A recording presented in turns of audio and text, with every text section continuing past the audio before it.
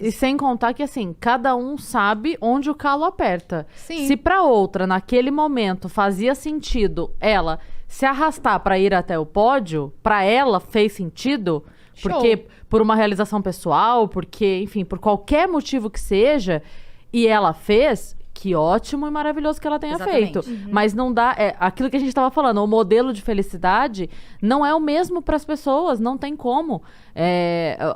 Tem gente que é muito feliz trabalhando muito, tem gente que é muito feliz trabalhando o mínimo e ficando mais tempo livre.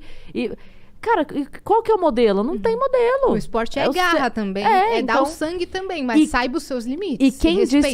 E quem disse que essa decisão dela também não trouxe pra ela uma carga pesadíssima pra ela carregar de cobrança, de julgamento, sim. de né? Então assim, beleza, a outra fez ali um esforço momentâneo e foi aplaudida depois. E ela fez a decisão contrária, ela tá sendo extremamente cobrada porque não teve, então não requer muito mais força dela, então, Eu pra achei lidar ela com isso, né? extremamente corajosa e é algo que a pandemia nos deixou também expostos a um problema que muitas vezes a gente não prestava atenção, que é o problema de depressão, de suicídio psiquiátrico real.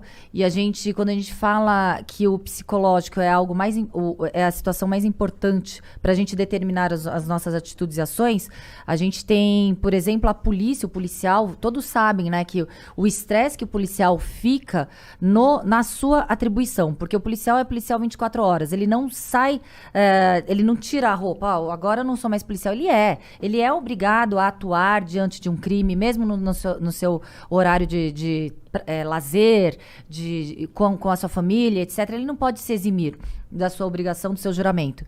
E eu não sei se vocês sabem, a gente tem um índice de suicídio dos policiais que chega a ser 5 vezes maior do que quando o policial está em confronto na sua atividade. Na atividade policial. Então, é um dado alarmante do índice de suicídio nas carreiras policiais. Não Morre só menos policial em combate do que a por proporção tirar é a própria de vida. 5 vezes os policiais se suicidam. É 5 vezes maior do que quando ele está lá em confronto.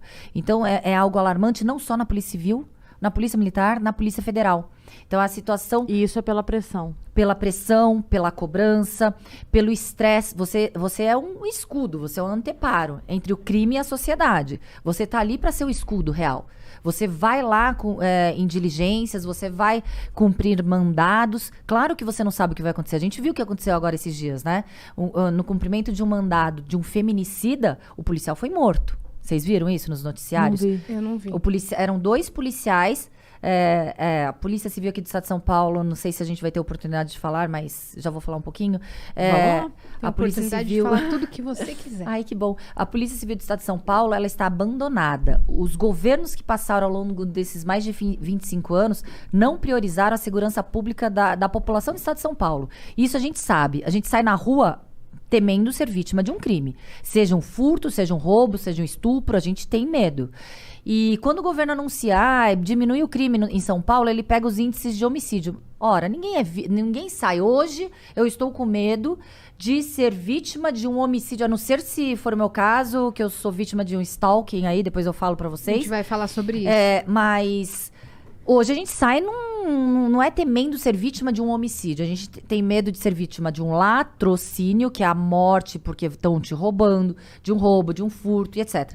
Então, quando a gente vê a manipulação de dados, a falta de investimento do governo na estrutura da segurança pública, a gente tem um déficit de policiais, de quase 14 mil policiais, que é um déficit muito maior do que tínhamos há 20 anos atrás. Não houve acompanhamento do crescimento populacional como houve uma diminuição da polícia. A gente tem, no estado mais rico da federação, os piores salários pagos aos policiais, de todas as carreiras. A gente tem também... São Paulo é o pior salário para policiais. O estado que mais arrecada, O estado mais rico. Mamãe falou disso. Falou, né? É. O primeiro é o Amazonas? O primeiro é Mato Grosso do Sul. Mato Grosso do Sul. Porque ele falou de algum estado, que eu não lembro agora, que ele falou, nossa, até tal estado que tem uma arrecadação baixíssima tem um salário maior do que... Rio Grande do Norte, Paraíba, qualquer estado. A gente está no último. Acre, a gente está no último ranking. E quando a gente percebe que a polícia civil, que tem a atribuição de investigar, combater crimes, não tem estrutura, o que a gente percebe? Que os governos estão deixando de lado a população. Deixa a população à mercê do crime, não é? Sim. Quando um governo sério não estrutura aquela polícia, ele não é sério. Ele está querendo deixar com que a criminalidade ganhe conta da população e a população fique refém e à mercê. E é isso que a gente sente. A gente sente isso e, claro, o policial, ele trabalha com uma viatura, com um pneu careca, com um armamento que falha ou obsoleto, ele não tem a forma, não tem as condições de trabalho adequadas e tem a cobrança, tem a necessidade de trabalhar no lugar de 4 ou 5 policiais, tem toda aquela responsabilidade. Então, claro, tem uma hora que o policial, ele explode, ele não aguenta mais.